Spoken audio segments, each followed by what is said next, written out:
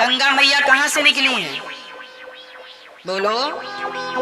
गंगोत्री से। गंगोत्री से निकलने के पहले कहां से निकली? कहां से? भगवान शंकर की जटा, भगवान शिव की जटा से निकलने से पहले गंगा जी कहां से निकली? गंगा मैया का एक नाम है विष्णुपदी।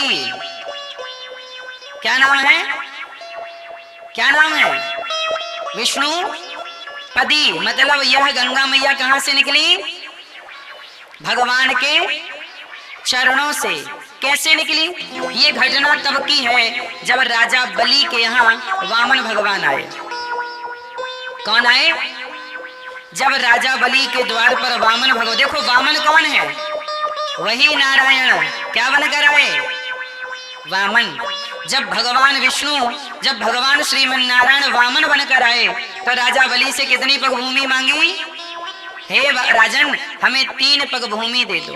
अच्छा 3 पग भूमि महाराज, थोड़ा ज्यादा ले लो आप, और ज्यादा भूमि ले लो। नहीं नहीं, हमें तो केवल 3 पग चाहिए। जब 3 पग लेने का संकल्प ले लिया और देने वाले ने देने का संकल्प कर दिया तो 3 पग में, पहले पग में उन्होंने क्या नापा? पाताल, अतल, वितल, सुतल, तलातल, रसातल, महातल, पाताल, 7 लोक नीचे के नापे वामन भगवान ने। फिर 7 लोक ऊपर के जब नापे तो भगवान नारायण का पांव स्वर्ग को सबको नापता हुआ जब सत्य लोक में पहुंचा तो सत्य लोक में ब्रह्मा जी विराजते हैं।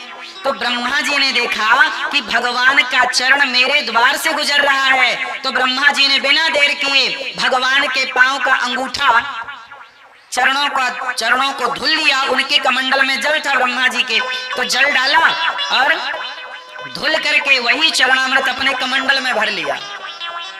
किसने? बोलो। ब्रह्मा जी ने। किसने भर लिया? भगवान नारायण का, मतलब भगवान वामन जी के चरण धुलकर ब्रह्मा जी ने कहां भर लिए? अपने कमंडल में। और वामन भगवान ने जब 3 पग भूमि ले ली, राजा बलि के मस्तक पर तीसरा पग रखा, वो लीला हो गई पूरी। इसके बाद राजा सगर के पुत्र हुए असमंजस, फिर अंशुमान, फिर उनके दिलीप, फिर हुए भगीरथ। क्या नाम पड़ा? भगीरथ के जो पिता थे राजा दिलीप, दिलीप की 2 पत्नियां थीं। अच्छा, दिलीप तपस्या करते करते मर गए, मृत्यु हो गई और इनके कोई संतान नहीं हुई। तब 2 पत्नियां थीं, तो दोनों पत्नियों से गुरु वशिष्ठ जी ने कहा कि तुम दोनों पत्नियां ही आपस में घर्षण करो। जब दोनों पत्नियों का घर्षण किया गया शारीरिक, तब दोनों पत्नियों के घर्षण से एक पुत्र हुए जिनका नाम पड़ा भगीरथ। उनका नाम इसलिए पड़ा भगीरथ क्योंकि ये 2 भगों के कारण प्रकट हुए, तो भगीरथ नाम पड़ा। पर इनके शरीर में हड्डी थी नहीं ज्यादा, तब गुरु वशिष्ठ जी ने कृपा किया, फिर इन्हें जीवन दिया। उन्हीं का नाम पड़ा भागीरथ, भगीरथ। तो फिर भगीरथ जी ने तपस्या करी और भगीरथ जी ने जब तपस्या की तो उनके तपस्या के प्रभाव से ब्रह्मा जी प्रकट हुए। कहा कि प्रभु ऐसी कृपा करो, गंगा मैया दो ताकि हमारे पूर्वजों का उद्धार हो जाए। उनके सगर के 60,000 पुत्र कपिल मुनि के अपमान करके जलकर गंगा सागर में भस्म हो चुके थे। तब भगीरथ जी ने जब कहा कि प्रभु आप जरा गंगा जी को प्रकट करिए, तो भगवान नारायण का धोया हुआ वही पांव का जल ब्रह्मा जी ने उस जल की कमंडल से एक धारा गिरा दी, जरा सी। पर वो धारा इतनी तेज से आई कि वो पाताल में चली जाती। तब गंगा मैया ने कहा कि हमारा वेग पृथ्वी सह ना पाएगी, तो पृथ्वी ना सह पाएगी तो शिव को प्रकट करके कहो कि वो हमारे तेज को सहे। तब भगीरथ जी ने शिव को प्रसन्न किया और शिव ने कहा कि भगवान का चरणामृत है गंगा, तो प्रभु के चरणामृत को तो भक्त अपने माथे पर सजाता है। तो गंगा मैया को भगवान शिव ने अपने माथे पर सजाया और वही वेग से जब शिव जी की जटाओं में गई, फिर शिव जी ने उन्हें धीरे से छोड़ा। और जब धीरे से छोड़ा तो गंगा मैया को हरिद्वार के ऊपर एक साधु रहते थे जिनका नाम था जन्नू ऋषि। क्या नाम था? जन्नू ऋषि। तो जन्नू ऋषि ने गंगा जी ने बाबा जी की कुटिया बहा दी। बाबा जी तपस्या कर रहे थे। गंगा जी आई भगीरथ जी के पीछे पीछे, तो उनकी कुटिया बह गई। अरे बाबा जी ने कहे, कौन हो, हमारी कुटिया बहा दी, यहाँ। जन्नू बाबा गंगा जी को पी गए, बम, गंगा जी हो गई बम। अब भगीरथ जी बोले, हे भगवान, ब्रह्मा जी को प्रकट किया, शिव को प्रकट किया, और बाबा जी पी गए, पूरी गंगा पी गए। हे महाराज, हमारे पूर्वजों का उद्धार कैसे होगा, थोड़ा कृपा करो। तब जन्नू ऋषि ने अपनी जांघ से गंगा जी को प्रकट किया, इसलिए गंगा जी का एक नाम है जाह्नवी। गंगा मैया का एक नाम क्या है? जाह्नवी। फिर गंगा मैया वहां से चली तो आगे 7 हरिद्वार के ऊपर ना 7 बाबाओं की कुटिया थी, सप्त ऋषियों की। तो गंगा जी को लगा कि एक बाबा की कुटिया बहाए तो पी गई, यहाँ 7 साधु हैं, यदि बहा देंगे तो फिर तो निकलेंगे भी नहीं। तो गंगा मैया ने 7 संतों की कुटिया को बचाते हुए आगे बढ़ी, तो गंगा मैया की 7 धाराएं हो गई। तो हरिद्वार के ऊपर गंगा मैया की कितनी धाराएं हैं? 7 धारा है। वो 7 ऋषियों को बचाने के कारण हो गई। फिर वही गंगा मैया जब चली तो चलती चलती चलती चलती जब वो प्रयाग पहुंची, तो गंगा मैया के सामने प्रयाग में भी एक संकट आकर खड़ा हो गया। प्रयाग में गंगा मैया आगे नहीं बढ़ी, गंगा मैया हाथ जोड़ के खड़ी हो गई। किसके सामने? बोलो बोलो, यमुना मैया के सामने। क्यों? क्योंकि यमुना मैया कौन है भगवान की? जोर से, जोर से। यमुना मैया है भगवान की पत्नी। भगवान कृष्ण की चौथी कौन है? यमुना मैया भगवान कृष्ण की चतुर्थ पटरानी है। यमुना मैया कौन है? विरजा नदी। बैकुंठ में एक नदी है विरजा, वही विरजा महारानी भगवान कृष्ण की लीला के समय यमुना महारानी बनकर प्रकट हुई, और भगवान श्री कृष्ण की पत्नी है यमुना। यमुना मैया कौन है भगवान की? जोर से। अच्छा, यमुना मैया प्रयाग से पहले से जा रही थी, पहले से बह रही थी। तो प्रयागराज जी में जब यमुना महारानी का दर्शन हुआ तो गंगा मैया हाथ जोड़ के खड़ी हो गई। अच्छा, गंगा मैया है भगवान की दासी, भगवान के चरणों से निकली हैं, तो दासी है गंगा मैया और पत्नी है यमुना मैया। तो भाई दासी तो पत्नी का सम्मान करेगी। तो गंगा मैया हाथ जोड़ के खड़ी हो गई, हे माँ आप आज्ञा करिए मैं कहाँ जाऊं। तब यमुना मैया ने कहा, गंगा आ मेरे गले से लग जा।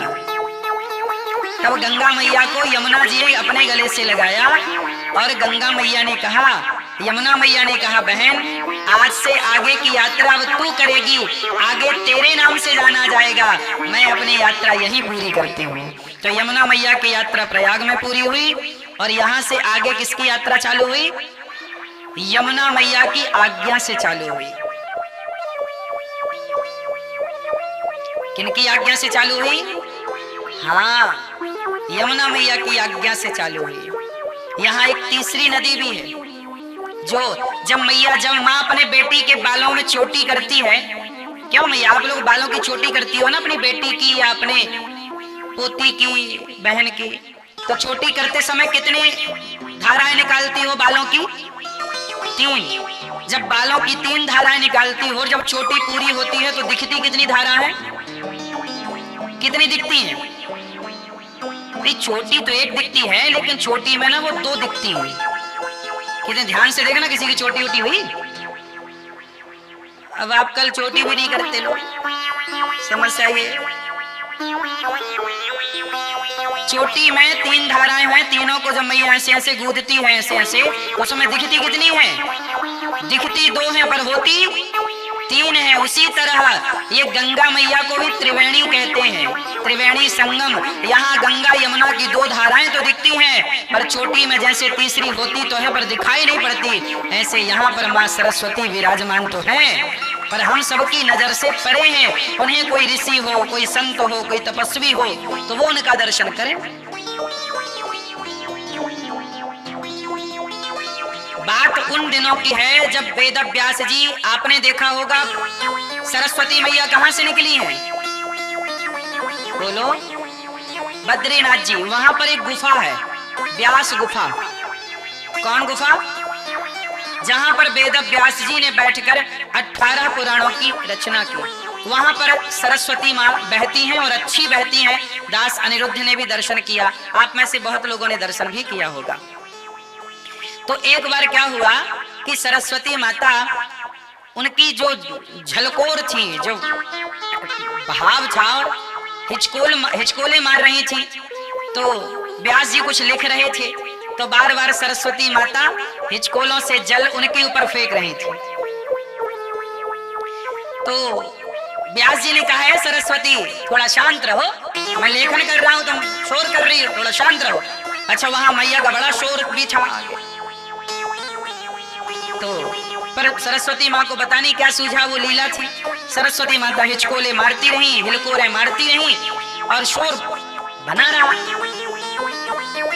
व्यास जी ने गुस्सा में, क्रोध में आकर, अरे तुम बात नहीं सुन रही हो, हम लिख रहे हैं और तुम शोर कर रही हो और छींटे भी मार रही हो, पानी आ रहा, जाओ हम तुम्हें श्राप देते हैं, तुम अंदर चली जाओ जमीन के अंदर, तुम ऊपर ऊपर नहीं, अब अंदर अंदर रहना। तो व्यास जी के कारण सरस्वती माँ, फिर वहां से थोड़ी दर्शन होता है उनका, थोड़ा सा दर्शन होता है और उसके बाद से फिर वो धारा ऊपर की जगह नीचे से चल पड़ती है और वही धारा प्रयागराज जी पहुंचती है और यहाँ संगम होता है। इसलिए प्रयाग में कितने अक्षर हैं? प्रा या ग। प्रा मतलब छिपी हुई, प्रा मतलब पृथ्वी के नीचे छिपी हुई। कौन? सरस्वती। प्रा या से यमुना, प्रयाग। गा से 3 अक्षर हैं और तीनों अक्षर तीनों नदियों का प्रमाण दे रहे हैं। प्रयाग, प्रा मतलब पृथ्वी पर छिपी हुई, पृथ्वी पर छिपी हुई माता सरस्वती। प्रा या मतलब यमुना, गा मतलब, हाँ। अब देखो यहाँ पर तीनों का क्रम देखिएगा, पहले कौन है? पहले है सरस्वती, इसलिए प्रा। फिर दूसरे नंबर पर है यहाँ यमुना जी, या प्रा या। गंगा जी सबसे बाद में आई, भागीरथ जी के कहने से आई, उनके साथ आई, भगवान की चरण पदी है। तो गा आखिरी में है, प्रयाग आखिरी में क्या है? गा, गंगा। तो यहाँ पर माँ भगवती यमुना जी ने गंगा मैया को अपने गले से लगाकर उन्हें सम्मानित किया, उनका मान बढ़ाया। ऐसे धाम में हम लोग बैठे हैं जहाँ गंगा, यमुना और माँ सरस्वती का संगम है। देखिए, इसी संगम में आज हमारा और आपका भी संगम हुआ, मिलन हुआ। बोलिए प्रयागराज की, गंगा मैया की, यमुना मैया की, सरस्वती मैया की।